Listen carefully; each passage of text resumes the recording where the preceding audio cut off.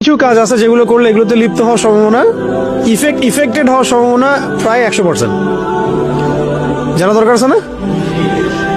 আর কিছু কাজ আছে যেগুলো করলে ইনশাআল্লাহ এগুলো থেকে বেঁচে থাকা সহজ হবে। মানে সহজ হবে বলতে ইনশাআল্লাহ আপনি বাঁচবেনই ইনশাআল্লাহ। ইনশাআল্লাহ আগে বলি, ওই কয়েকটা কাজ বলি যেগুলো করলে এগুলোতে লিপ্ত হওয়ার সম্ভাবনা একদম 100% ধরেন। ঠিক আছে, নোট করেন।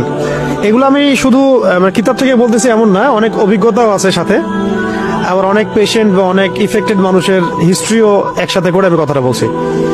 1 নাম্বার হচ্ছে আল্লাহ পাকের ফরজ ওয়াজিব না মানলে, আল্লাহ পাকের ফরজ ওয়াজিব না মানলে এগুলোতে লিপ্ত হওয়ার সম্ভাবনা, ইফেক্টেড হওয়ার সম্ভাবনা 100% ধরে রাখেন। যখন তখন লিপ্ত হয়ে হতে পারেন, আল্লাহ না করুন। সেকেন্ড হচ্ছে মিউজিক চর্চা করলে, মিউজিক চর্চা বলতে শুনলেও, এই যে মিউজিশিয়ানদেরকে দেখেন স্টেজে উঠে এরকম বান্দরের মতো লাভ দেয়, এই সবার সাথে জিন আছে। আপনি যদি আমাকে বলেন যে ভাই প্রমাণ করে দেখেন, আমি দেখাতে পারবো না, কিন্তু আমি বিশ্বাস করি আছে। ঠিক আছে, এটা স্বাভাবিক সাধারণ মানুষের পক্ষে করা সম্ভব না। এমনকি এই যে ইন্ডাস্ট্রি, এই ইন্ডাস্ট্রির মধ্যেও এদের প্রভাব আছে।